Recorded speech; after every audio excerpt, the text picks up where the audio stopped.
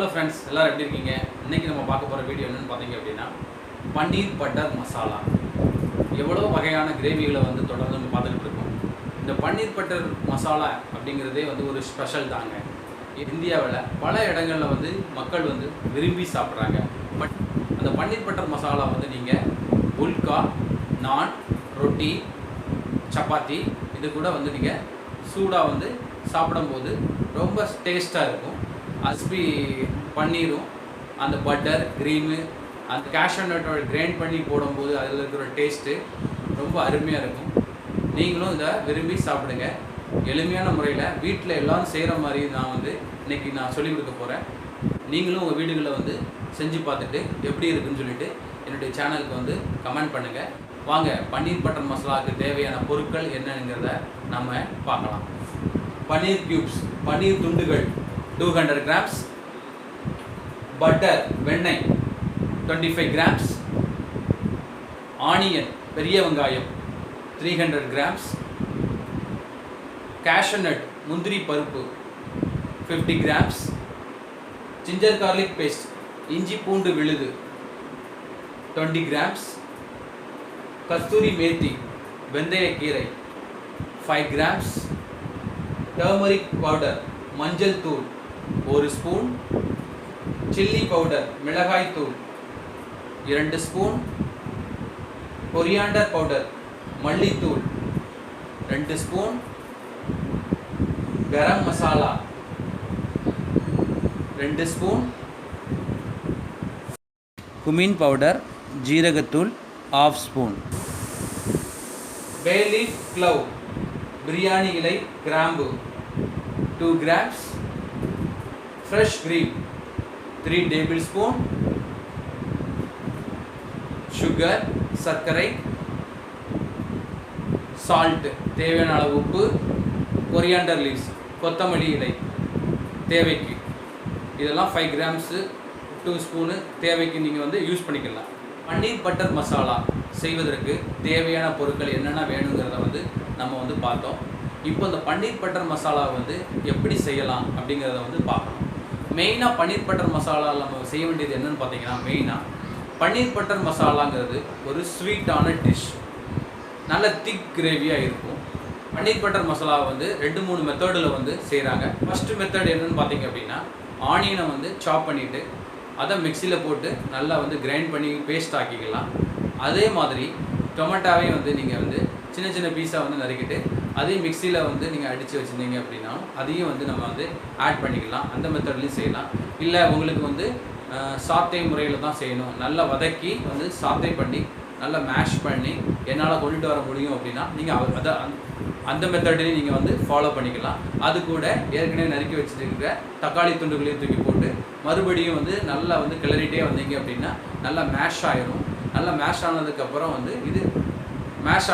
வந்து எல்லா இன்க்ரீடியன்ஸும் நீங்கள் ஆட் பண்ணிங்கன்னா அந்த மெத்தட்லேயும் நீங்கள் வந்து பன்னீர் பட்டர் மசாலா வந்து செய்யலாம். கேஸ் ஸ்டவ் ஆன் பண்ணிவிட்டு பேனை எடுத்துகிட்டு பேனில் வந்து பட்டரை கொஞ்சம் ஆட் பண்ணிக்கிட்டு அதில் பிரியாணி இலை கிராம்பு இந்த ரெண்டையும் வந்து ஆட் பண்ணிவிட்டு நல்லா வந்து கொஞ்சம் வதக்கிட்டே வாங்க. நல்லா வதங்கினதுக்கப்புறம் சாப் பண்ணி வச்சுருக்கிற ஆனியனை வந்து ஆட் பண்ணிவிட்டு நல்லா வந்து சாத்தை பண்ணிகிட்டே வாங்க. அதில் வந்து ஒரு கிரேவி நல்லா கோல்டன் ப்ரௌனிஷாக வந்ததுக்கப்புறம் ஜிஞ்சர் கார்லிக் பேஸ்ட்டை வந்து ஆட் பண்ணிக்கிடுங்க. இந்த ஜிஞ்சர் கார்லிக் பேஸ்ட் ஆட் பண்ணிவிட்டு ரா ஸ்மெல் வர்ற வரைக்கும் நல்லா வந்து மறுபடியும் வந்து கிளறிட்டே வாங்க. அதுக்கப்புறம் வந்து சிறியதாக நறுக்கி வச்சுட்டு இருக்கிற அந்த தக்காளி துண்டுகளை வந்து அதோட ஆட் பண்ணிக்கிடுங்க. டொமேட்டோ வந்து ஆட் பண்ணிவிட்டு அதையும் வந்து மறுபடியும் நல்லா சாத்தை பண்ணிகிட்டே வாங்க. நல்லா கிளறிட்டே வாங்க. நல்லா கிளறிட்டே வரும்போது நல்லா பேஸ்ட் மாதிரி வரணும். நல்லா வந்து மேஷ் ஆகி ஒரு கிரேவி ஸ்டேஜுக்கு வந்ததுக்கு அப்புறம் தான் நீங்கள் நம்மகிட்ட இருக்கக்கூடிய பவுடர்ஸ் மசாலாவை வந்து ஆட் பண்ணணும். மஞ்சள் தூள், மிளகாய் தூள், மல்லித்தூள் எல்லாத்தையும் ஆட் பண்ணிவிட்டு மறுபடியும் வந்து கிரேவி ஸ்டேஜுக்கு வர்றது வரைக்கும் நல்லா வந்து கிளறிக்கிட்டே வாங்க.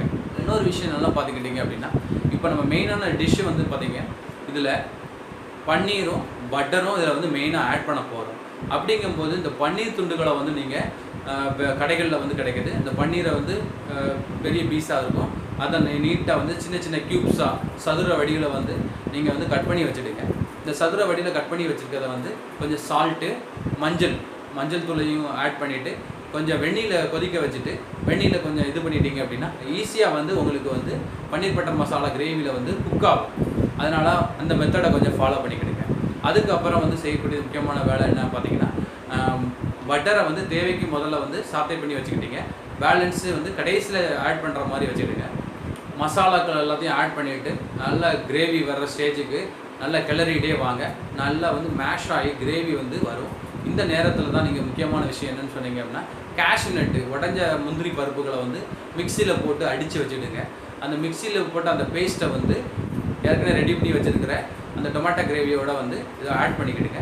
ஆட் பண்ணிவிட்டு மறுபடியும் நீங்கள் நல்லா வந்து குக் ஆகும்போது நல்லா பாயில் ஆகி ப்ளம்பியாக வரும். நல்லா முட்டையாக உடஞ்சி வரும். அந்த அளவுக்கு ராசுமல் அந்த கேஷ்யூ நட்டோடைய ராசுமல் போகிற மாதிரி நல்லா வந்து குக் பண்ணிக்கிட்டே வாங்க. கிரேவி வந்து நல்லா திக்காக வந்துக்கிட்டே இருக்கும். தேவையான அளவு சால்ட்டை ஆட் பண்ணிவிட்டு கொஞ்சம் கரம் மசாலாவை ஆட் பண்ணிக்கிடுங்க. வெந்தயக்கீரை என்று சொல்லுறது கஸ்தூரியை ஆட் பண்ணிவிட்டு நல்லா கிளறிகிட்டே வாங்க. கிளறிட்டே வரும்போது உங்களுக்கு அருமையான பன்னீர் பட்டர் மசாலா அந்த கிரேவி வந்து நல்லா திக்காக அருமையாக கிடச்சிடும். இதில் நீங்கள் செய்யக்கூடியது என்னதுன்னா, ஏற்கனவே நான் சொன்ன மாதிரி வெந்நீரில் போட்டு எடுத்து வச்சுருக்கிற அந்த பன்னீர் க்யூப்ஸ், அந்த பன்னீர் துண்டுகளை வந்து மேலே வந்து இந்த கிரேவி மேலே வந்து ஆட் பண்ணிவிட்டு நல்லா அதை ரொம்ப ப்ரெஷர் கொடுக்காம நல்லா கிளறிட்டே வாங்க. அருமையாக வந்து உங்களுக்கு கிரேவி வந்துக்கிட்டு இருக்கும். ஸோ இந்த மாதிரி நேரத்தில் வந்து பட்டர் ஏற்கனவே மீதம் இருக்கிற பட்டரை வந்து இதோட ஆட் பண்ணுங்கள். ஆட் பண்ணிவிட்டு கிளறிட்டே வாங்க. மிக்ஸ் பண்ணிவிட்டு வரும்போது நல்லா அருமையாக குக்காகி வந்துட்டு இருக்கும். நீங்கள் விருப்பப்பட்டீங்கன்னா ஃப்ரெஷ் க்ரீம் ஆட் பண்ணிக்கலாம். இந்த ஃப்ரெஷ் க்ரீம் ஆட் பண்ணுறதுக்கு முன்னாடி தேவையான அளவு சால்ட்டு, ஏற்கனவே நான் சொன்ன மாதிரி இந்த பன்னீர் பட்டர் மசாலாங்கிறது ஒரு ஸ்வீட்டான டிஷ்ஷு, கொஞ்சம் ஸ்வீட் கண்டென்ட்டோடு இருக்கக்கூடிய ஒரு டிஷ்ஷு. அதனால் வந்து பார்த்திங்க அப்படின்னா ஒரு ஸ்பூன் 2 ஸ்பூன் வந்து சுகரை ஆட் பண்ணிக்கிடுங்க. இந்த சுகரை ஆட் பண்ணதுக்கு அப்புறம் வந்து பட்டரை வந்து நீங்கள் ஆட் பண்ணிவிட்டு நல்லா வந்து கிளறிட்டே வாங்க. நல்லா பன்னீர் பட்டர் மசாலா நல்லா குக்காகி நல்லா வரும். அந்த கிரேவி வந்து நல்லா அருமையாக வந்துட்டு இருக்கும். ஸோ மேலே வந்து நான் சொன்ன மாதிரி விருப்பப்பட்டீங்கன்னா ஃப்ரெஷ் க்ரீமை ஆட் பண்ணிவிட்டு நீங்கள் வந்து கொத்தமல்லி இலைகளை வந்து மேலே போட்டு இறக்கி நீங்கள் வந்து சூடாக வந்து சப்பாத்தி, நான், புல்கா, ரொட்டி இந்த மாதிரி வகையான உணவுப் பொருட்களோடு சேர்ந்து சாப்பிடும்போது இந்த டிஷ்ஷு உங்களுக்கு ரொம்ப அருமையாக இருக்கும், ரொம்ப யூஸ்ஃபுல்லாக இருக்கும். இதை உடனே வீட்டில் செஞ்சு பாருங்கள். செஞ்சு பார்த்துட்டு இந்த டிஷ் பிடிச்சிருந்துச்சா, இதில் என்ன நிறைகுறைகள் இருக்குது அப்படின்னு சொல்லிட்டு என்னுடைய சேனலுக்கு வந்து கமெண்ட் பண்ணுங்கள். இன்றைக்கி நம்ம பார்த்தது பன்னீர் பட்டர் மசாலாவுடைய செய்முறை விளக்கம். மீண்டும் அடுத்த வீடியோவில் இன்னொரு புதிய டிஷ்ஷோட உங்களை நான் சந்திக்கிறேன்.